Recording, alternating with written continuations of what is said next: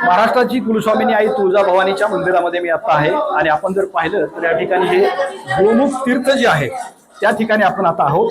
महत्वाचं म्हणजे हे गोमुख तीर्थ जे आहे याची फार महत्वाची मोठी आख्यायिका आहे आणि ही आख्यायिका आहे मात्र हे भाविक जे आहेत ते या ठिकाणी आपल्याला डोक्यावर पाणी घेताना पाहायला मिळते। खरं तर या ठिकाणी अंघोळ करण्याची प्रथा जी आहे ती वर्षानुवर्ष सुरू आहे, मात्र आता पाण्याची कमतरता असल्यामुळे या गोमुख तीर्थाला सुद्धा उन्हाळ्याचा फटका बसलेला आपल्याला पाहायला मिळतोय आणि त्यामुळे या ठिकाणी फक्त डोक्यावर पाणी लावून हा विधी जी आहे ती भाविक जे आहेत ते पूर्ण करत असताना आपल्याला पाहायला मिळतंय। महत्वाचं म्हणजे मोठी आख्यायिका या गोमुख तीर्थाची आहे।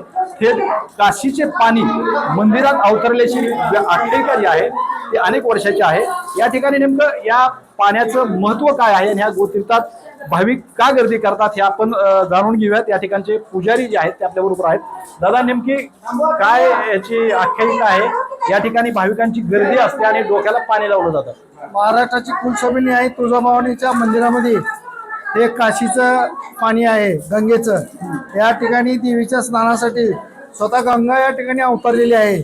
या ठिकाणी भक्त तुळजाभवानीच्या देवदर्शनासाठी कुंभधर्म कुलाचार करण्यासाठी भक्त येतात। आल्यानंतर प्रथम कल्लोळ आणि गायमुखामध्ये या ठिकाणी हातपाय धुण्याची व्यवस्था, आंघोळीची व्यवस्था, या ठिकाणी या तीर्थात गेल्याशिवाय मंदिरात प्रवेश करत नाहीत अशी या ठिकाणी पूर्वापार आख्यायिका आहे।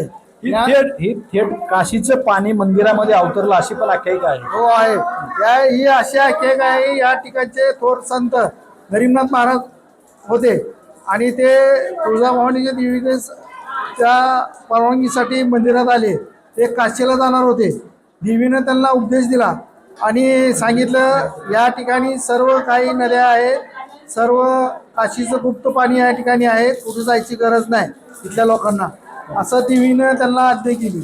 आणि ते महाराज म्हणले मला जायचंय, जा तर तू म्हणले बेताची काडी, त्याचबरोबर लिंबू, नारळ या अशा अनेक वस्तू त्यांना दिल्या। आणि किती वर्षाची परंपरा आहे? हे हजारो वर्षापूर्वीची देवीचं जेव्हा प्रगट या तुळजापूर झाली त्यावेळेस तेव्हापासूनच्या अगोदरपासूनची परंपरा आहे।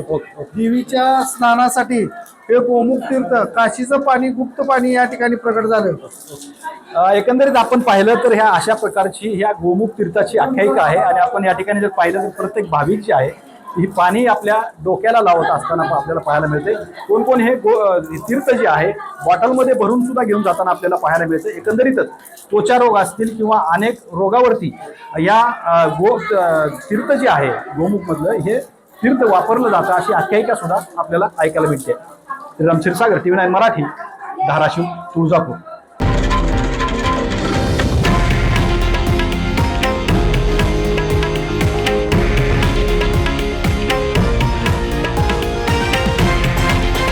हे आहे देशातील नंबर 1 न्यूज नेटवर्क आणि आपण पाहत आहात TV9 मराठी, एकमेव।